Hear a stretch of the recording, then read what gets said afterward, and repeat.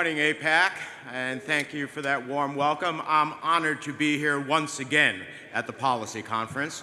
Let me take a moment of personal privilege to say that sometimes God puts a Goliath in your path to find the David within you. And I found that David within me. But we all know that even David had a slingshot, and many of you here today were part of my slingshot, so I am very grateful and thankful.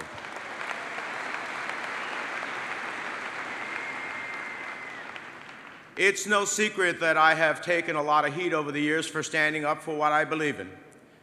But when my children asked me if I knew what was going to happen, would I have taken those same stands?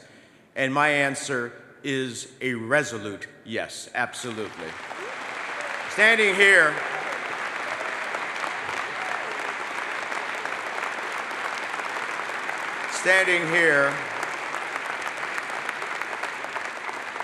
I'm inspired by all of you, the thousands of AIPAC members who dedicate your time and energy to support America's everlasting bond with Israel.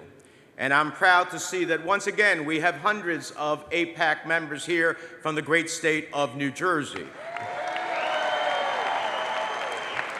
And that includes my dear friend and AIPAC's newest president, Dr. Mort Friedman. As I'm sure many of you know, and if not, you'll get to understand, Mort is a real mensch, a stalwart advocate for Israel, and a tenacious leader who will continue to serve AIPAC well. Mort, congratulations. As we celebrate his success, I also want to take a moment to celebrate the life and legacy of a New Jerseyan who is no longer with us, Lonnie Kaplan. He was a true friend, a champion for this community, and a fierce advocate for truth and justice.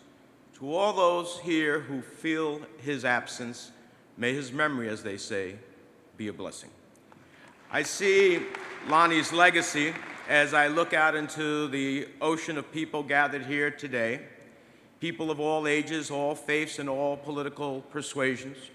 Your commitment to our common cause, your presence, your visits, and your voices send a message across Washington to Jerusalem and throughout the world that the United States and Israel share an alliance that is unbreakable and ironclad. And I especially want to recognize the 3,600 students who made their way to Washington this year. It's important that you're here. In recent days, we have been reminded of the power that rests in the hands of America's youth. When young people stand up and speak out for what they believe in, the world cannot help but listen. So to the thousands of students who came to our nation's capital to participate in our democracy, I salute you. I thank you, and I ask everyone here to join me in applauding you for participating.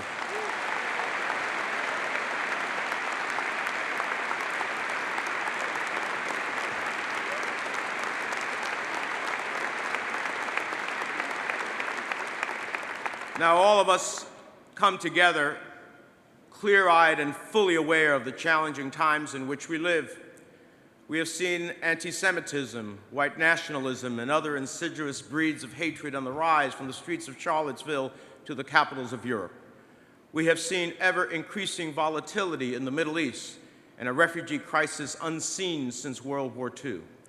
And we have seen Iranian aggression throughout the region, propelling terrorist proxies ever closer to Israel's borders. And we confront these challenges together. And as we do so, I continue to be guided by my belief that it is in the national interest and security of the United States to have a strong, unwavering alliance with the state of Israel, the one true democracy in a sea of autocracy, a steadfast ally of the United States and a nation of incredible innovation and economic sway, and the country most likely to be voting with us in common cause in international forums. Now, most of you know that I have resumed my role as the ranking member of the Senate Foreign Relations Committee, and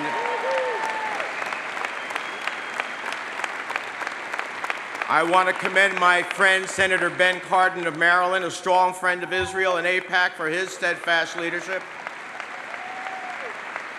And in my renewed capacity, I will be a continuing champion for the values that we share. Much like the bond between the United States and Israel, I do not back away from my commitments. I do not waver in my beliefs, even when political winds change, even when it may be tough for others to stand up for Israel. I will always stand up for three fundamental truths. One, the security of the United States is strong when our bond with Israel is strong. Two, the Jewish people have a right to live in peace, security, and prosperity in the indisputable homeland of their ancestors. And three, Israel has a right to defend herself, and the United States will always ensure she has the capabilities necessary to protect herself and her borders.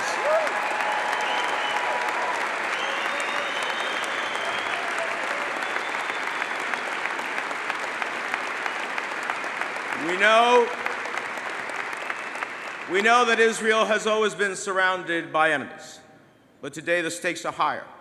The risks are greater. The threats are more deadly and increasingly existential. For years, we have been talking about the threats Iran poses to Israel. We have heard the anti-Israel vitriol echoing out of Tehran. We have seen its proxies pushing closer and closer to Israel's borders. And we know exactly why Iran continues to expand into Syria and invest so much in prolonging Bashar al-Assad's brutal dictatorship.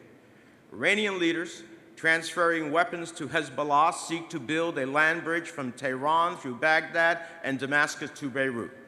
Iran views the Syrian battlefield as a laboratory for training Iranian proxy forces devoted to a singular mission: Israel's destruction. And we know that Russia has helped enable Iran's expansion in Syria by prolonging Assad's grip on power. Hand in hand, criminal and terrorists, Putin and Assad have cleared a path for the Iranian regime to expand its military footprint. Make no mistake, Iran is building an advanced military presence in Syria, and we risk willfully disregarding this reality if we cling to a failed policy of negotiating with Russia. That's precisely what we are doing if we continue to seek out agreements to de-escalate areas in Syria. These agreements with Russia are dangerous. They are, in fact, paving the way for Iran to stay in Syria. That's why it's well past time for the President to recognize that in Syria, here at home or around the world, Russia is not a partner for stability or peace at the end of the day. Russia has made it clear that its made its alliances clear with the slaughter of civilians, dropping bombs on hospitals, on homes, on humanitarian aid convoys, working to care for people under siege. And Putin continues to exploit the migration crisis to sow discord throughout Western Europe and continue his campaign to undermine the post-World War II international order. The links between Moscow and Tehran and Damascus are crystal clear. Without American leadership, I fear that there will be no international response to the Russian-backed Iranian entrenchment in Syria. We saw it last month when Iran sent a drone into Israeli airspace, and the Assad regime turned its Russian-provided air defense system on an Israeli fighter jet. Of course, Israel responded with necessary and appropriate force in defending herself and her red lines, and we applaud the bravery and the precision conduct of the Israeli Defense Forces. We must be unequivocal in our support for our allies. We must assert our global leadership driven by our principles, our values, and security, and we cannot cede this leadership to our adversaries. And we must stop wasting time testing Russia's resolve on Iran. Indeed, President Putin is happy to keep the administration wringing its hands while Iran moves in next door to Israel. My friends, this situation is untenable, and it's absolutely unacceptable. As Iran grows its footprint in Syria and battle-hardened fighters return to Lebanon, we know that Lebanese Hezbollah continues to build new missile production facilities and advanced weapons plans to direct at Israel. In the face of this growing threat, it's no wonder why there's increasing talk in Israel of the next war. This is not a war that Israel wants, but she may nonetheless be forced to fight it. If that day should come, the world should understand this. There is absolutely no moral equivalency between Israel, a peace-loving, vibrant democracy and innovative economy with so much to offer the world, and Hezbollah, a terrorist organization that spews hate, trains martyrs, holds the Lebanese state hostage, and receives support and direction from the Iranian regime. There is no moral equivalency. We know that Israel would prefer to keep the sword of freedom sheathed. But if she is forced to take on this fight, we know where the United States will stand. We will stand on the side of our one true democratic ally in the Middle East, the State of Israel. These growing threats demand that we do everything we can now to push back against Iran's continued aggression. I have spent the better part of my more than 2.5 decades in Congress working to support strategic, diplomatic, multilateral efforts to confront Iran. That's why last year I worked with a bipartisan group of my colleagues to author and pass the Countering America's Adversary Through Sanctions Act, also known as CAATSA. At a time when bipartisanship division is too often the norm in Washington, Democrats and Republicans in the Senate voted by a margin of 98-2 to give the administration more tools to sanction Iran for its nefarious behaviors. That's a strong bipartisan vote. And I know that our success in large part is because of the AIPAC members in this room. Yet despite the bipartisan clarion call for action by Congress, the administration has yet to fully use the tools we provided, nor have they developed and implemented a comprehensive strategy as called for in the law for confronting Iranian aggression. So I hope together we can send a loud, clear, unified message to the White House: impose the CAATSA sanctions, use the tools Congress gave you, and do it without delay. Now, speaking of Iran and sanctions, let's turn to the nuclear accord. Everyone here knows where I stood on the Iran nuclear agreement.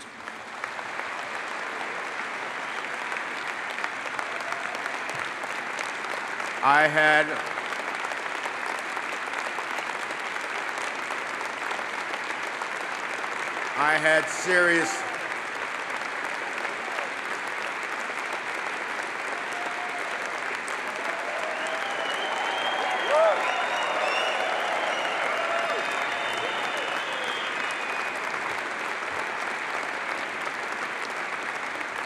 serious doubts about gifting the regime with sanctions relief in exchange for short-term limits on its nuclear program. And those concerns are ever more true to me today as they were then. For now, Iran is complying with the limited terms of the deal. But no one should be surprised that the JCPOA did not suddenly transform Iran into a responsible member of the international community. The recent protests in Iran have reminded us that this regime continues to put funding for terrorist proxies ahead of the well-being of its own people.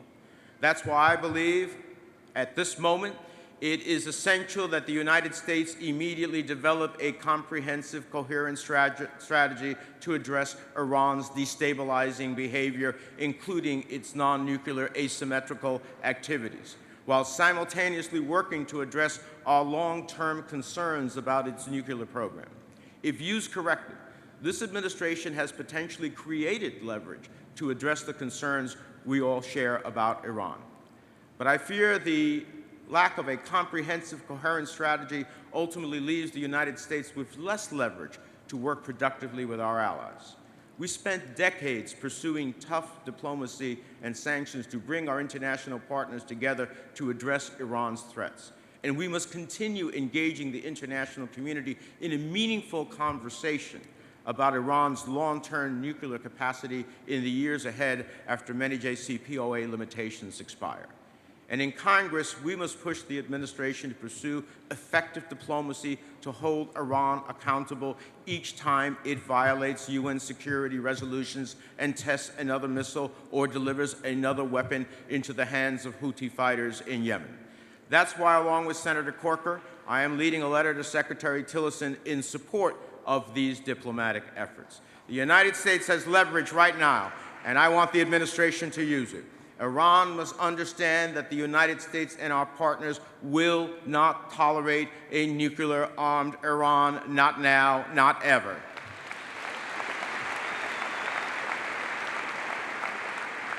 We haven't forgotten Iran's nuclear history. The regime has lied about its nuclear ambitions before. That is why we must remain vigilant, we must be prepared, and we must make our expectations abundantly clear. Now, I know that many of you share my concerns about what comes after the JCPOA. Our European partners and the other parties to the deal have said that they agree there needs to be a successor agreement. And I welcome the administration initiating these talks on a diplomatic track. This challenge reminds us that fighting for Israel starts long before the battlefield. It means fighting in the halls of the United Nations and in the capitals of Europe, and sometimes within one's own party to do what is right. If we want to hold Iran accountable each time it violates UN security resolutions by testing missiles or delivering weapons to Hezbollah, we need a fully funded, skilled, and experienced diplomatic corps to get the job done. That's why I reject the administration's efforts to recklessly slash funding for the State Department and the U.S. Agency for International Development. How else can we expect to combat biased, one-sided, and hateful acts of the United Nations that not only unfairly target Israel, but seek to delegitimize the ties of the Jewish people to their ancestral homeland? It's disgraceful to see organizations and missions of the United Nations fail to take action on war crimes in Syria and the gross human rights violations of the Iranian regime or the Venezuelan regime or the Cuban regime, but always find time to condemn and target and isolate Israel. Of course, these insidious efforts to isolate Israel from the global community extend far beyond the United Nations. Now, I dream of the day when we will not have to fight these fights.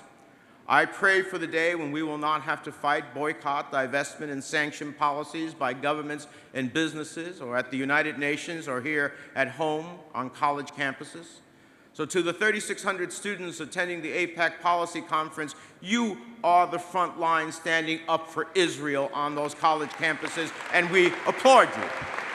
We know that you face a rising tide of grossly misguided voices on your campuses and among your peers.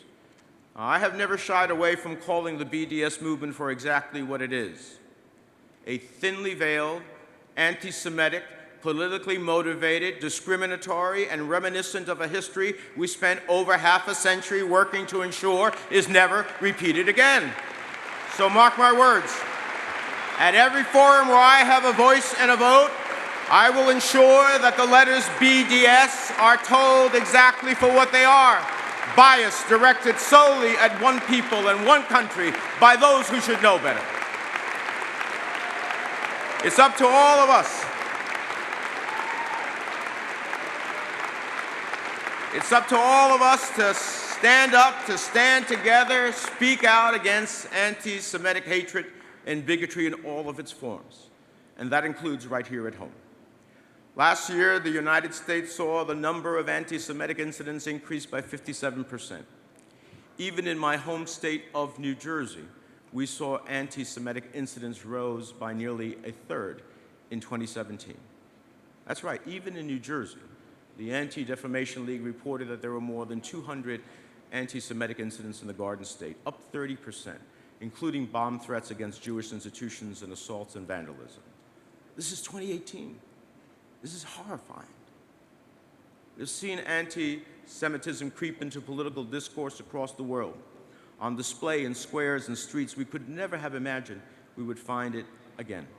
Last month, we watched with horror as Poland passed a law criminalizing the act of acknowledging that Poles had a role in collaborating with the German Third Reich.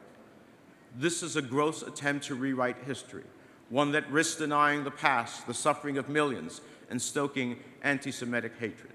That's why, in advance of International Holocaust Remembrance Day, my Republican colleague, Senator Marco Rubio, and I sent a letter to the President urging him to publicly memorialize the 6 million Jews brutally murdered in the Holocaust, to forcefully and unequivocally condemn anti-Semitism in all its forms, and to nominate an appropriately qualified person to serve as the State Department's special envoy to combat anti-Semitism throughout the world.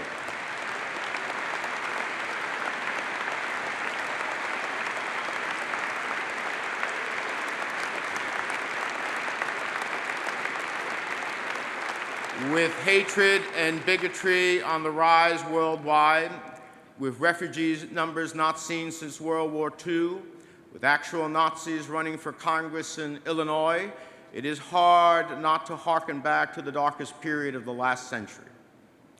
Indeed, the Holocaust is a lasting reminder of the perils faced by the Jewish people in exile, a reminder of the miracle of the reestablishment of the modern state of Israel. But it is a political reality backed by thousands of years dating to the time of Abraham and Sarah. And so it is a written history by the courage of pioneers who turned the desert sands green, the war-weary and oppressed who returned to their ancestral home with nothing but a dream and their collective historical memories. A dream the people of Israel have realized today with a vibrant democracy and the rise of Israeli institutions that continue to win Nobel Prizes, save lives, shape the world with game-changing innovations in healthcare, in agriculture, technology, and so much more. Both the United States and Israel are nations built by dreamers and immigrants, by innovators and inventors, by peace-loving people who seek to build a brighter world. That is why we are not bound together just by mutual security interests, but also by shared values that transcend partisan divides and outlast the daily grind of American politics. Too often as I travel the country, I hear concerns that support for Israel is no longer a bipartisan cause. I hear people citing recent opinion polling. But I encourage you to dig deeper. No recent surveys have presented a binary question of whether or not one supports Israel. And while political opinions sway over time, there is continuing overwhelming bipartisan support for Israel in the United States Congress. You saw that overwhelming bipartisan support in the passage of CATSA by a margin of 98-2. We don't often get 98-2 votes in the United States Congress. You saw that bipartisan support in the introduction of the Anti-Israel Boycott Act, legislation that will confront the misguided and bigoted BDS movement. You saw it in a bipartisan letter urging Israel's inclusion into the Global Entry Program signed by all 100 members of the United States Senate. You saw it when the House of Representatives passed the Taylor Force Act, which says no to funding the Palestinian Authority's continued incitement of violence and financial support for convicted terrorists, an effort I urge the Senate to take up in short order. And you saw that bipartisan support in the historic $38 billion Memorandum of Understanding we fought to secure in 2016, an agreement that ensures Israel's defenses remain unmatched in the region, and that the United States and Israel continue developing defense technologies of outstanding sophistication, like Iron Dome, David Sling, and the Arrow 3 missile defense systems. These technologies have not only saved the lives of Israeli civilians threatened by Hamas rockets, they have enhanced the security of America's own forces. And above all, we remain united in our support for a two-state solution with Israel's capital in Jerusalem, which will ultimately be the best guarantor for a secure, peaceful, and democratic Jewish state. I won't deny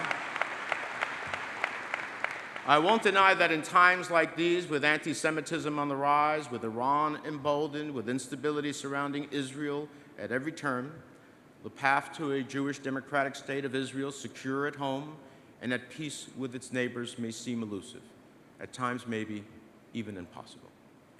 we must, in these trying times, cling to the values and hopes that have always driven our two countries: that justice will prevail over evil, that truth will triumph over bigotry, that we can unite in common cause in advance of democracy, of human dignity, of peace. That, as Theodore Herzl said, if you will it, it is no dream. And nearly 70 years later, his words ring true. The will that drove those first pioneers to the desert, who turned sand into thriving fields, who translated their dreams into a modern-day Israel that recalls the past while embracing the future, these are the values we cling to today. As we prepare to celebrate Israel's 70th anniversary, it is you who have kept the shared values, hopes, and dreams of the American and Israeli people forever aligned. And I am proud to stand with you, knowing full well that no matter what challenges come our way, we will stand strong. We will not shrink in the face of growing threats against our cherished ally. We will not be silent in the face of rising tide of anti-Semitism here at home or abroad. And we will not be deterred by those who try to drive a partisan wedge between us. We will stand united against those foreign adversaries who seek the destruction of Israel. And together, we will show the world that the United States stands by the right of the Israeli people to live peacefully and securely in their homeland. David Ben-Gurion, the first Prime Minister of Israel, once said that in Israel, in order to be a realist, you must believe in miracles. Well, my friends, I believe in miracles, and I believe in the state of Israel. Thank you, and shalom.